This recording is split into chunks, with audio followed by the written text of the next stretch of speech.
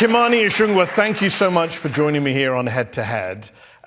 You are the majority leader in the Kenyan National Assembly. You are a close ally and supporter of President William Ruto, who is super unpopular right now because he and you and your party haven't delivered for the people of Kenya. Your 2022 election manifesto made 281 promises.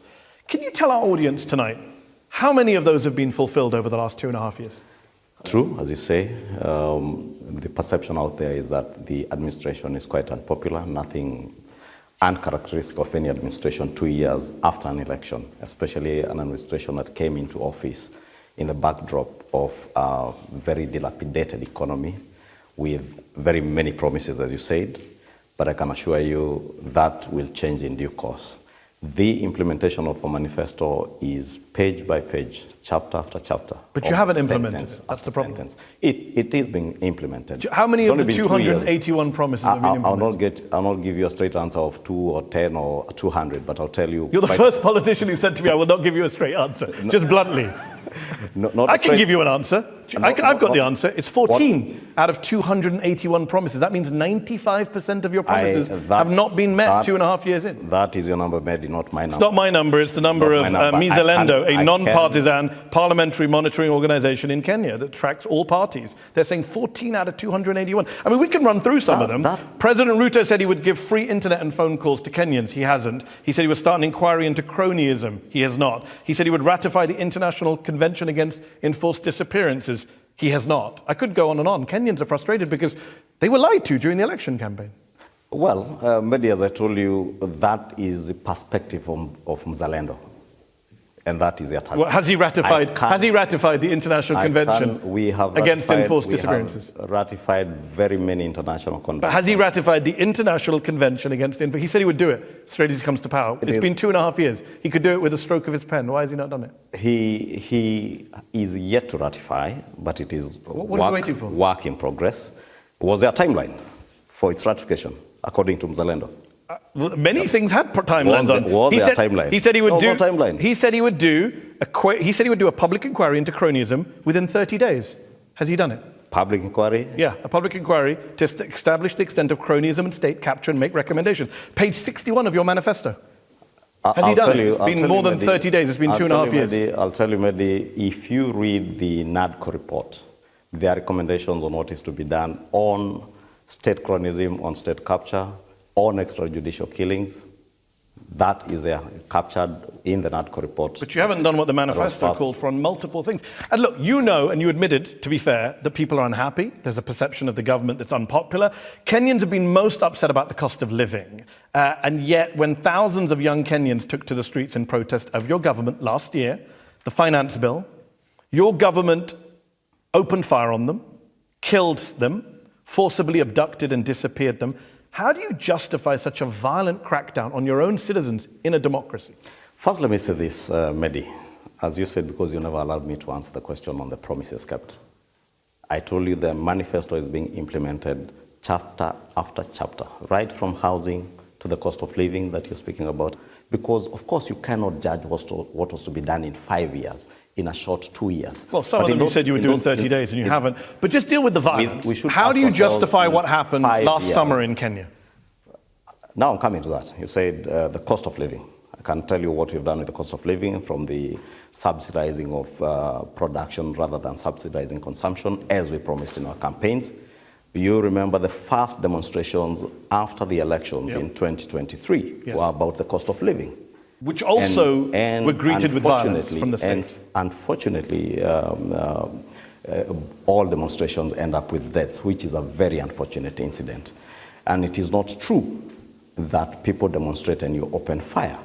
It is just the nature of what happens with our demonstrations, that they turn violent and the police have to intervene. And let me say that at this point, it's not just unfortunate. We all regret the loss of life during the 2022 demonstrations and even the demonstrations of June last year.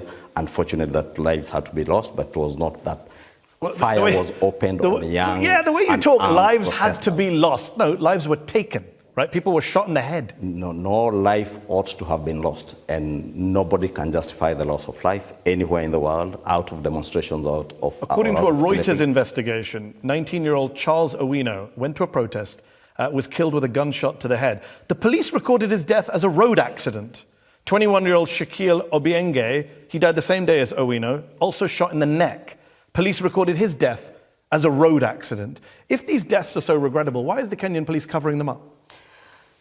Fortunately, Mehdi, we have a very robust constitution in the country, the best constitution in sub-Saharan Africa. This constitution has very good and clear safeguards that make sure that everybody is held to account for your actions, including the police. You've mentioned 2 or 3 people. I think from IPOA's records, the Independent Police Oversight Authority, from their records, they have recorded about 60 deaths from last year's demonstrations. And there are some, I think about 30-something that are still under investigation. They have dismissed some after close the files after investigation. Therefore, I can assure you, the police may even somebody within the police force may desire to cover up. Can you tell our audience tonight, how many Kenyan police officers in the country will not allow you to cover up? You say that, this is great rhetoric. How many police officers in Kenya have been prosecuted for their role in the violence in 2023 or 2024? Can you tell us how many? I'll tell you from the last year's demonstrations, 3 are already in court.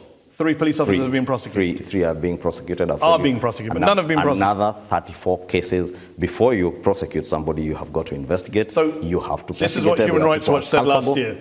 Bodies of people showing signs of torture continue to turn up in rivers, forests, quarries, mortuaries. The authorities have yet to investigate or prosecute anyone for these crimes. Kenya has a history of police brutality and lack of accountability for serious abuse. So that's Human Rights Watch. You want to believe what Human Rights Watch said, not what I'm saying? Yeah. Because I'm going to believe a human rights group over a politician who started by saying, I won't give you straight answers. It is their take, Mehdi.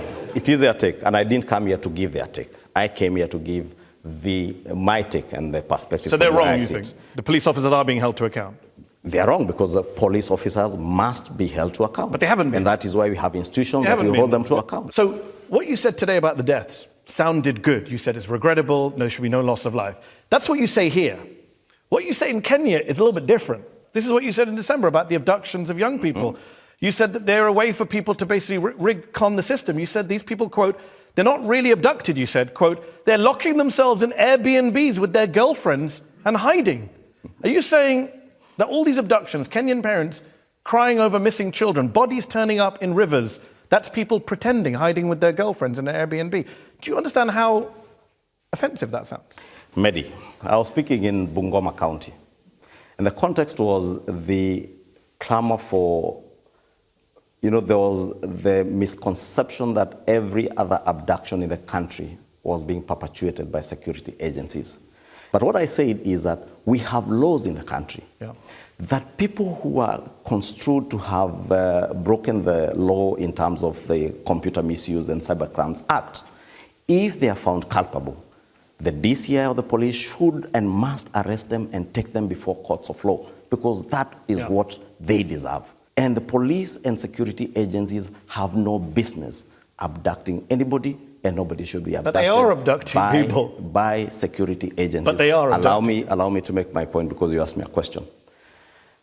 And it is in that context then that I said, and again, it is not all cases, Mehdi, that were out of abductions or what was construed to be abductions. And let me tell you, there were cases where people, somebody was holed up in an Airbnb, but reported himself as abducted. But for you as a leading politician in the country, where people are being disappeared in a democracy in 2024, 2025, it seems a strange thing to focus on, not the kids whose bodies are being found in rivers and forests and warehouses with gunshot wounds to the head and the neck. And instead of focusing on that, you focus on one case of somebody in an Airbnb. Seems strange. Mehdi, I also say there are cases of political conspiracies where people... Can we talk about the cases that are open and shut, police, intelligence services abducting kids? You accept that happens in your country? Your government and your intelligence services have abducted innocent people. You accept that? It has been claimed. Those are matters. Not claimed, it's happened. It has been claimed. You don't accept it's happened? I do not believe there are enforced disappearances perpetuated by the state in Kenya, not in this day and age. We have an administration which, for the first time, none other than the president himself committed that never again will Kenyans have to disappear and you fish their bodies out of River Yala or River Tana like happened some time back. And therefore, why I say they are claims, because they are claims that are being investigated. They're not claims. Let me give you a fact. Can I give you a fact? Unless you give me fact. I'm going to give you a fact right now, because the audience around the world watching may not know this. The Attorney General of Kenya, his son was abducted. Literally a serving member of the government. His son was taken. How did he get him released? Can you tell our audience? The Attorney General of Kenya is called Dorcas Oduor. Justin Muturi, the former Attorney General, he's not been abducted. The person who has alleged that his son was abducted is the former Attorney General, Justin Muturi. And how did he get his son released? And I'll tell you again, I have read from the media, heard Justin Muturi what he said, just as you heard it. It is an allegation by Justin Muturi, somebody who has... Mr. Muturi says he went to the president and said, President Ruto, the intelligence service has taken my son. President Ruto called the head of your intelligence service and his son was released. Have you heard Mehdi from President Ruto on the same? Have you heard from the director of intelligence? You tell me what's President Ruto's... Has he denied it? Have you heard from him? No, I don't live in Kenya. You're the expert. Has President Ruto denied that? So why don't you allow then me to tell you my Please take? Do. Because that's your take. Please. From what has been reported. Not my take. I'm reporting a member of your government. This is amazing. I'm quoting a member of your government, not the opposition, a member of your government who you're calling a liar because he says his son was abducted. That's why I told you Justin Muturi, the former Attorney General and current Minister for Public Service, yes, is a politician to begin with. Has beef with his boss. Okay. In the government he serves. Wow. So he made up a story about his son being abducted. There are reasons. Wow, Kenyan politics. Will you allow me Please. to make my point? Please, this is just, I'm stunned. There are reasons why Justin Muturi was removed as Attorney General around the time of the demonstrations in June of last year. There are reasons probably why Justin Muturi knows he's probably on his way out. It is him who has made those allegations. That is a matter under active investigations. As I told you, has President Ruto denied it? We have got, you need probably to invite him and ask him. You can't I speak am not for President William Ruto, neither am I his spokesperson. Has he denied it? It's a simple factual question, yes or no? I have not heard him, and I don't know if he has been asked to... So one of the... I just want to recap for our viewers, just to be followed. A minister in the Kenyan government has said that his son was abducted by the intelligence services and the president of Kenya had to intervene to release his son. You suggest the minister is lying and on his way out, but the president hasn't denied any of this happened. I don't suggest. I tell you emphatically, the minister has reasons to lie. Okay. Emphatically. He has reasons to lie. And he's on his way out? He definitely knows it. All right, Justin Muturi, if you're watching, you may want to put your resume out there. Let me tell you, Mehdi. Let me tell you, because it's all politics. Even the abduction of his son is politics. It is all politics. It's playing politics with a very unfortunate incident.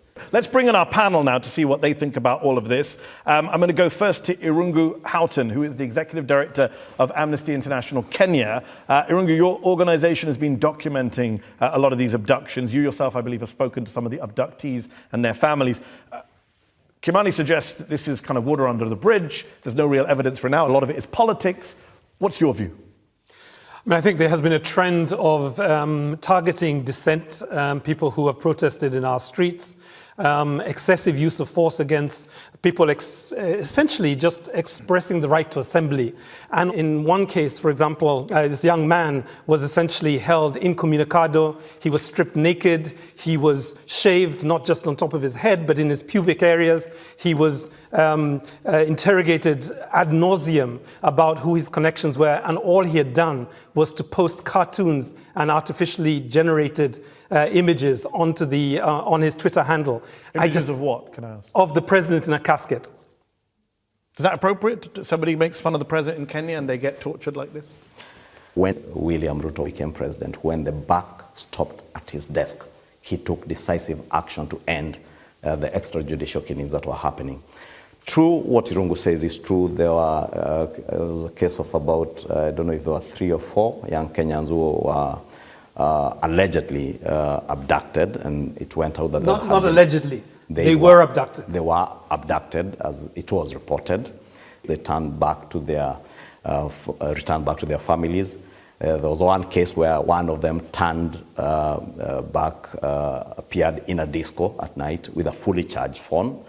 So you need to ask yourself where I don't understand what the battery power of phones has to do with torture and human rights in Kenya. If I am abducted and kept incommunicado without a phone or anything, I do not expect you to have a fully charged phone and to reappear after 2 weeks. Do you deny they were tortured? I mean, Icungwa just described horrific torture. I am not denying anything if you listen to me, and please listen to me keenly, because as I said, Mehdi, there are cases of abductions. As to who is abducting people is a question. They say the police. Am I wrong, Icungwa? They're saying security services. They say so. The police say it is not us. So what do we do in a country with institutions that work? Allow the investigative agencies and institutions to investigate and get to check who has abducted who. So on that note, I just want to bring in some more panelists. It's a good point to raise there. Owino Okech is a professor of feminist and security studies at the University of London, SOAS. Kimani says, what do you do in a country where the institutions work? And I want to ask you, do the institutions work in Kenya? Is there accountability? What is your perspective? I think we must begin by recognizing, Mr. Icungwa, that there's a huge trust deficit with the Ruto regime. You earlier on spoke about the fact that you're 2 years into a 5-year term. We're all employees. Some of us are employees. Your employer does not wait for you to reach your end of contract to tell you have you performed well or not. We all have performance reviews and performance contracts. And I think the citizens who voted for you are saying things are not working. I do not believe that institutions are working effectively, because if I tell you that people are being abducted outside your house and you say it's not my people, then your answer should be to tell us who those are. You're not giving Kenyans any confidence if you say it's not the police, it's not the NIS, but somehow we don't know who they are. And we're supposed to automatically assume that that's fine since it's not the police and National Intelligence Service. Trust must be rebuilt, Mr. Icungwa, if we are to trust the Ruto government. Do you want to respond to Owino? Yes, and I agree with her that trust must be earned, not actually rebuilt. You earn your trust from your actions, and that is why it is only right that we allow the institutions to investigate so that those who claim they have been abducted, because as I said, there are criminal elements that have been involved. And I remember last year, at the heat of the youth demonstrations in June last year, I think around July or August, if I'm not wrong, bodies were discovered in a place called Kware in Embakasi, just outside the airport in Nairobi. And it turned out that somebody, some sort of crazy serial killer, was killing ladies and dumping their bodies there. Therefore, you can imagine what would have happened if we were all quick to judge and say, yes, these are protesters, young protesters, in the backdrop of what was happening then, who have disappeared and now their bodies are dumped there. Before I go to our third panelist who's been waiting patiently, Icungwa, very quickly, just comparing, Kimani seems to be suggesting that pre-2022, there was lots of bad stuff, and since then things have improved. As someone who's covered multiple governments over multiple years, do you agree with that? No. I mean, I think what has happened in the last 6 months has been really remarkable and very scary for many Kenyans. 89 abductions, 63 deaths, 29 still missing. These are not normal times. I mean, if you put together the number of people who were killed in 2023 and 2024, that is 4 times the number that were killed during the multipartyism period and the struggle for multipartyism. So we've seen a real jump in these figures. But it's not just the figures, it's just what happens to a family, to a community whose young one has had their life ripped from them. So I think we have to get beyond the numbers to just think about what does it mean for the people that you mentioned that are finding their way in body bags in mortuaries in Kenya. It has to stop. Moses Langat, I want to bring in. You are a community leader, Kenyan community leader in the diaspora. I believe you're also one of the authors of the party manifesto in 2022. So I do want to ask you the same question I asked Kimani at the start. What do you make of this study that was done by a non-partisan group, which shows 14 promises out of 281 in the manifesto have been fulfilled? Do you think that's what's driving a lot of Kenyan frustration? Maybe, first and foremost, we need to understand that the president has decided to be a leader, not to be a politician. I want to say that regarding the youth protests, they started a conversation with the president. He listened to them. The youth said they wanted part of the finance bill to be altered.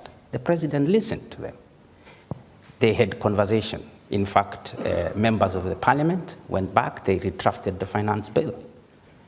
There were no shootings while they were asking for the changes. Trouble only started when we started having people going in to interfere. We had politicians going in. The youngsters, whom we appreciate, form over 75% of Kenya's population. About 12% of them are unemployed. Protests were politically motivated, not driven by organic anger from young people? The young people were angry. These are well-educated people. They have nothing to do. These are the messes that the current government inherited. And through the bottom-up economic transformation agenda, which the president always talks about, and he prioritized 5 areas, is to create jobs for these people, to create things to do. You keep saying inherited. Isn't President Ruto, wasn't he a long-standing senior member of the previous government? Well, how do you inherit something you were in? Mehdi. Listen, Mehdi. What am I missing? Maybe Mehdi, let me just explain, because post-2017, William Ruto was deputy president just by name. Okay. That's a fact of life. Fine. And therefore, when the Fair panelist speaks about inheritance, he knows. Kimani, we've been talking about the protests and the violence and police accountability in part 1. Let's talk about Kenyan politics in more detail. Last year, the Organized Crime and Corruption Reporting Project named ousted Syrian dictator Bashar al-Assad as the most corrupt leader in the world. There were 5 other finalists, though. Out of those 5, can you tell me who received the most votes? You tell me. William Ruto received the most votes. Who was voting? A lot of Kenyans voted, actually. They submitted his name to the OCCRP. I mean, you have a real corruption problem in Kenya, and you ran on a platform. I just want to quote you to our viewers, and you can respond. You said, we shall not just speak about corruption, but we shall act. President Ruto said something similar during the election campaign in 2022. And yet last year, a US government report said that Kenya has failed to implement its anti-corruption laws, and the country has dropped 3 spots in Transparency International's annual corruption index. That is pretty embarrassing for your party, your government, is it not? Pretty embarrassing for any country to be ranked anyhow in terms of corruption perception. Mehdi, it's true. I said we will not talk about corruption, we will act. If you live in the Kenyan soil today, you will know close to 18,000 public services now are digitized, principally to try and preempt corrupt practices, because it is in provision of services where people get engaged into corruption and corrupt activities. 2, I will tell you, not a single mega scandal. Look at all previous administrations in Kenya, right from the Kenyatta one, the Moi regime, 24 years, to the Kibaki regime, to the Uhuru Kenyatta regime. But you have dropped. There were mega scandals. So why have you dropped 3 places in the annual corruption rate? Not a single mega scandal. You made that point. I'm not disputing that. Last week. I'm asking why you've dropped 3 places in the annual ranking. Because the indexes are based on perception. Today, Mehdi, when you ran out an advert that I was going to appear on this show, you have seen what has happened on Twitter, in Kenya and globally. Yeah. Obviously, every politician has their critic. Even on the Al Jazeera page. Because Kenyans are like that. Kenyans are very participatory and active. And therefore, so your country just looks corrupt because Kenyans are very vocal. Is that what you're saying? Ask Kenyans, if you announce today that you're doing a corruption perception here today, and ask them, is Kimani Icungwa corrupt? They will all storm your pages and perceive me to be corrupt. We'll come back to you in a moment. Ask them to give you evidence of a single corruption case. So hold on. Against Kimani Icungwa, they will not. The same for William Ruto. They will not give you a single scandal of corruption under this administration. You say it's Kenyan perception. But it's not just Kenyan perception. I quote, here's the perception driven by an active citizen. No, if you let me finish a sentence, I'll tell you, US trade representative in 2024, the US government, ally of Kenya, said US firms routinely report direct requests for bribes from all levels of the Kenyan government. And are they just passionate? You will remember when that was said, action was taken. We did not just talk about it. So you just ended bribery from all levels of the Kenyan government. And very senior officers of the Ministry of Trade lost their jobs. Let me ask you about President Ruto. You mentioned President Ruto. He positions himself as an outsider. I think he likes to call himself a hustler, a man who's separate to the Kenyan political elites, the political dynasties, the Kenyatas, the Odingas. But is he that different, Kimani? Because he's been in politics for nearly 30 years, longer than even President Kenyatta. He's amassed a lot of wealth during his time in politics. I believe he owns luxury hotels, a 2,500-acre farm, a poultry plant. He's invested in hotels. Isn't that part of why Kenyans are so frustrated with their government? They see these rich elites in charge, making money while they suffer. Well, he was seen as an outsider in the sense that he came from a family that was relatively unknown. Nobody knew who his father was. Nobody knew who his mother was. Unlike those he was competing with who came from families that were political families, well-known, wealthy backgrounds, and he came as a hustler, someone who had hustled his way from the bottom up. And that's why he sold himself, and he's seen as an outsider in terms of where he's coming from. I think Kenyans are fine with him hustling himself into the... It doesn't mean, Mehdi, that if I was born into a family of poverty, I should live and die in poverty. I also wasn't born in a very affluent family, but I'm working very hard, and I work very hard every day. The day I make it, I fake it till I make it, and the day I make it... Are you talking about yourself? Are you going to say I'm also corrupt? Hold on, are you saying yourself? You're talking about yourself for a moment. Yeah, I also... Recently, an MP from your party joked that you were worth 5 billion shillings, or $38 million. Is that correct? Joked, and not from my party. It's actually from the other party. So can you clarify then, what is your net worth? Well, not 5 billion, definitely. For 1 billion? Probably about close to 1 billion. And that's fine, because a lot of people, as you know better than me, you're the majority leader of the Kenyan National Assembly, that Kenyan MPs are among the highest paid in the world in relative terms. People are very upset seeing a lot of MPs flaunting their wealth. They're doing TikToks, they're doing Twitter videos showing their luxury cars, and Kenyans are furious. You know this on social media. They're upset because the MPs are flaunting their wealth. Again, Mehdi, it matters person to person. I have never had to flaunt anything because I have nothing to flaunt. People in your party have, obviously. But not just in my party. I know, but you're the majority leader, so I'm asking you, how do you feel about that? It's rather unfortunate nobody should do that. And I think a number of those who have done that, by the way, have regretted what they had to show the public. But the flaunting's only secondary. What about the wealth itself? Why do you have so many wealthy Kenyan MPs? Well, that's a question I cannot be able to answer. If you ask me about my wealth, I'll tell you, and my wealth is largely not from my salary. And anything and You're worth about $7 million, you said. $7 million. You said about billion shillings. Just about $1 billion shillings. And when you look at the average salary of a Kenyan, and they look at a Kenyan MP who gets 32 times the average salary, that is a perception. Furious. That is a perception, Mehdi, I'm telling you. Don't look at what someone is earning today vis-a-vis. I wasn't born an MP. I just arrived in the public scene having had another life. Worked in other organizations other than in politics, done business over the years.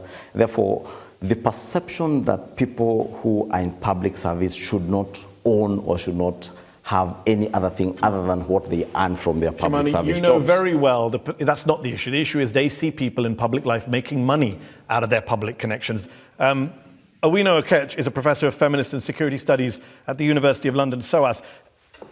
Kimani says that President Ruto is a transformative figure. Kenya's had a lot of presidents over the last couple of decades, some pretty big names who've had pretty big impacts, good and bad, on Kenya. Where do you rank Ruto? That's a difficult question to answer, largely because Ruto also served in the previous government. So his record beyond the previous government, but also his long-standing political career, means that he's being judged on a very different scale. One of the biggest weaknesses of the current government is the way that those who have been assigned by the president to deliver that plan talk to Kenyans, engage with Kenyans like Kenyans do not know what they're talking about, are dismissive of their pain, are dismissive of the deaths of the children that we saw being shot in front of Parliament during the June 25th protests. You want Kenyans to believe in the plan, treat Kenyans with the necessary respect that they treated you with when they voted you into office. Number two, presidents do not deliver a plan for the people that voted them. They deliver a plan for the entire country, whether we voted for them or not. Let me bring in Moses Langat, who's a Kenyan community leader in the diaspora, helped with the manifesto in 2022. The poll that came out in December in Kenya, where the people were asked, how much trust do you have in the ability of these people, different institutions, to fulfill their mandate? The president, do you know how many Kenyans said a lot of trust in the president? 1% of Kenyans said they have a lot of trust. That must worry you as a Ruto supporter. No, not at all. Mehdi, let me tell you something. Ruto went in with a plan. His plan, and I repeat, was called Bottom-Up Economic Transformation Agenda Plan. He set to reduce the cost of living. He said, I will work on productivity and production in the country. And he said he will make the goods and services for all Kenyans to be affordable. Kenya, in August 2022, when the president was coming in, were busy importing maize, sugar, rice, cooking oil, almost importing everything. The government has transformed the sector. In July alone. Moses, with respect, you sound a bit like the Biden administration, where I live in the US, where the economy is great, but the public don't believe you. The public don't trust you. I'm giving you microeconomics. In July, Kenya produced 84,000 metric tons of sugar, more than what we need. Kenya is almost becoming a net exporter of sugar, something so we you were believe importing. These economic trends, positive ones, will turn around his popularity? I will tell you many more. Okay, well, we don't have time for many more, but you've given us some. Let me bring in Icungwa Houghton, who is Executive Director at Amnesty in Kenya. I just want to bring up one thing we haven't talked about when we talk about William Ruto's record is he was indicted by the International Criminal Court over the 2007 elections and the violence that followed that led to the deaths of 1,300 Kenyans. Ruto was never actually cleared of the charges. The prosecution had to drop the case, they said, because of witness intimidation. The ICC prosecutor called it a dark day for international criminal justice the day she was forced to drop charges against Ruto and others. Given that background, are you surprised at all that there's been so much violence in Kenya recently? I think it's important to give that history, but I think more importantly is really to look at what's happened over the last 2 years. And there are growing calls for international mechanisms to be invoked. And Article 15 of the International Criminals Act. As Amnesty International, we have essentially focused on trying to build domestic accountability in the Kenyan courts, but increasingly finding that that is being stopped either by the constant call for deferrals, for plea taking, and the delayed justice for so many people that have suffered at the hands of police officers is leading a lot of people to begin to get weary and to think about regional mechanisms and international mechanisms. And I think it's really important, particularly for Honorable Kimani Icungwa and the members of parliament, to recognize that if we cannot get justice in the courts of Kenya, then it is inevitable that people will start to look back at the International Criminal Court. I don't know what you have to say to that, Honorable Icungwa. Is it inevitable that you end up back at the ICC if Kenyan justice is not working? I mean, you have a president who was indicted not long ago. Are you worried that he might end up back at the International Criminal Court? Mehdi, let me say I agree with Icungwa first that we must build our own institutions and make them work. After the 2024 demonstrations and the infiltration by treasonous criminals of those demonstrations, investigators did their work and they were able to identify particular political actors who mobilized the criminals to come and visit the wanton destruction that you saw around the city. When the particular politicians were arrested and were to be charged to court, they ran to court and get injunctive or conservatory orders against their prosecution, and those are the frustrations that you hear Icungwa speak about. Therefore, we must relook at ourselves inwards, right from the judiciary and all other arms of government, to make sure that each and every arm of government works the way it's supposed to work. But are you worried that if they don't work, the ICC could be back for your president? We have no choice but to make them work, Mehdi. That is why I took time to travel all the way from Nairobi to come and have this conversation with you here, head to head. Okay, let's go to our audience who've been waiting very patiently. I'll take a question from the, lady here in the last, on the edge, yes.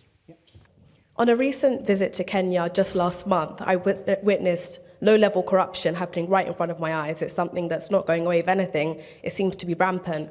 What, if anything, can the Kenyan government do to actually crack down on this? Because it's, at the end of the day, working people who feel it the most. Do you mind me asking, just an example of what kind of corruption you saw? Well, on a traffic, when you're in the cars and you're driving, this was particularly in Nairobi, there's certain officers, traffic officers, I think, I don't know their exact name, but they commonly take bribes. And my uncle that was driving was just saying that this happens all the time.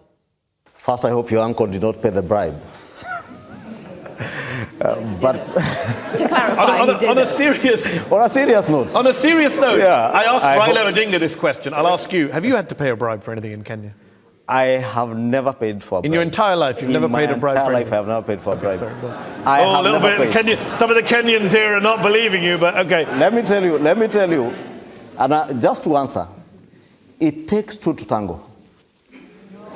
Yeah, it takes the bribe taker and the bribe giver. But the bribe giver is in a position of weakness sometimes.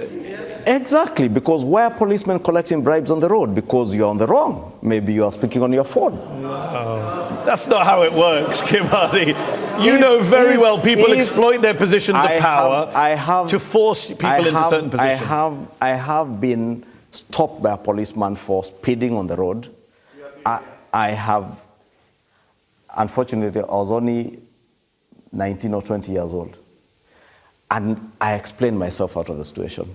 You never need to pay a bribe. But just to answer the good lady's question, in the last 2 years, we have digitized 18,000 government services. You will not digitize policemen manning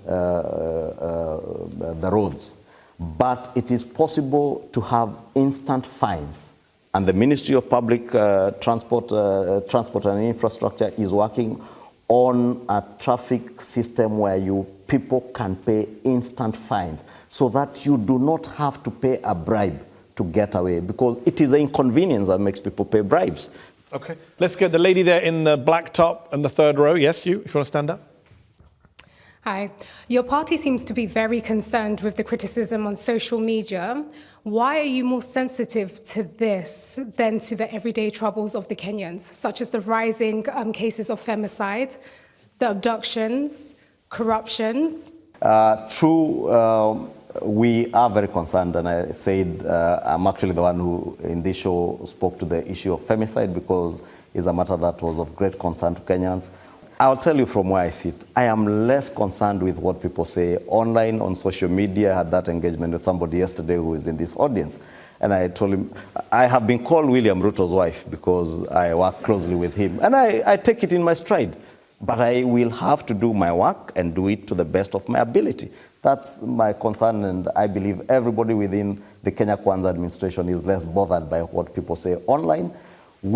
How can you say that when in the part one of this show? Insults. Hold on. In part one of this show, let me paraphrase Icungwa that. from Amnesty said a guy did an AI image of the president in a coffin. Was treated viciously, violently. That was not you having a thick skin. And maybe because you never allowed me to respond to that. Because I think I did, but you can respond again if you want. Because it's true what Icungwa was saying and about the gentleman who had his hair shaved. And I said, because we are a nation that wants to trust in institutions.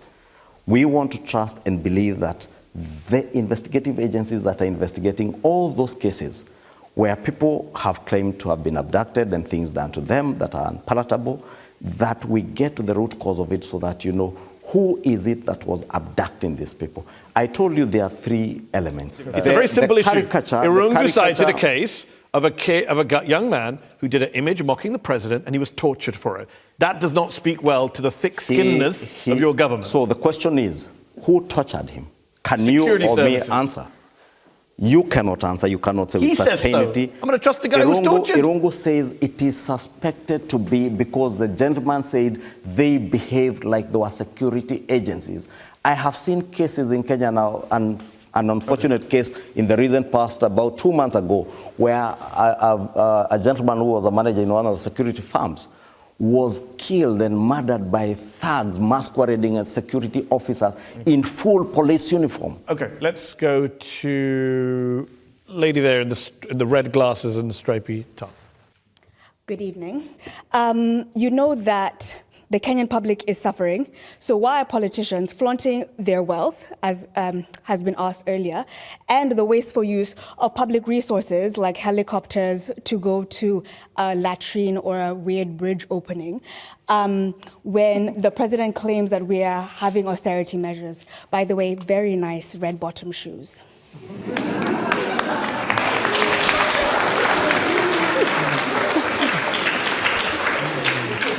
Again, to the good lady, as I said, Kenyans are very active and very participative in many engagements. Many of them are usually not true. I saw what she refers to, that somebody was flying to go and open a pit latrine somewhere in Muranga. I believe that was today on social media. It's not absolutely untrue. In actual fact, the deputy president who was being reported to be that way was to join the president in the northeastern part of Kenya, nowhere in Muranga. So don't believe, again, everything you read on social media. What about what they see on social media? People can see members of parliament flaunting their cars, expensive, all of the stuff. It's out there. Mehdi, I told you there's absolutely no excuse for anybody. Have you cracked down on people in your caucus? Have you called up members of your coalition to stop doing this? Exactly. You have? We, members of parliament in my party, in the house, who I see flaunting things that are not palatable with Kenyans, I tell them, hey, bro, this is not good. Okay. We're going to go back to the audience. Lady there in the third row. Yes, you, if you want to stand up. Honorable Kimani Icungwa, Mr. Majority Leader, at the beginning of this year, at a public gathering, actually, in fact, a funeral, you made allegations against the former deputy president. You said in a speech that those abductions were orchestrated by the former deputy so that he can put blame on the president. The former deputy president has been impeached. November, we had a new deputy president. December, there were more abductions, I think 7 from the Kenyan Human Rights Commission. The former deputy president is no longer in government. Who is responsible? Good question. Good question, and it's true. I said it in broad daylight in Bungoma County on the 3rd of January this year. You never heard the former deputy president dispute my allegation or even go to court if I was lying. I have since availed information that was in my purview as to what people were doing under the orchestration of the former deputy president to do the things I said in that funeral that they were doing, and heaping the blame on the government of Kenya. And that's why, Mehdi, I told you, unless you categorize what is out of criminality, you don't have evidence for your claims against the former deputy president. I have said, and I repeat it. What I had, I gave it to those investigative agencies. But you haven't presented it to the public. That is the right thing to do. But you haven't presented it to the public. So do you want the investigative agencies to investigate people in public? Or do you Well, you're allow making them, accusations in public. I was responding, and the good lady might know, I was responding to another politician who had said things in that funeral. And I responded and said what I said. There were politicians, by the way, members of parliament, 2 members of parliament, who had planned to mysteriously disappear and claim abduction. That is information that is with the investigative agencies. Okay. That's why I said on all these cases, case by case, allow the investigative agencies to do their work. You said earlier in the show, people call you William Ruto's wife because you're so close to him. Do you plan to be William Ruto's successor? Do you plan to run for president once he's done? As to my future plans in politics, Mehdi, I do not know. Good, nice, honest answer at the end. I do not know. You're not ruling it out, though. That's my job as a journalist to always ask that question. I do not know. If you asked me 10 years ago if I plan to be where I am, I wouldn't know. What I do is that I give the best I can give in public service to the best of my ability, and I give it all, and I believe the people of Kikuyu who elected me as a member of parliament can attest to the transformation of my constituency over the years. Well, we respect you for coming here to give it your all. Thank you for coming to do this head-to-head. Thank you to our panel for coming to give us their expertise and contributions. Thank you to you all here in Conway Hall tonight for coming tonight and for your excellent questions. Kimani Icungwa, thank you so much for coming on Head-to-Head tonight.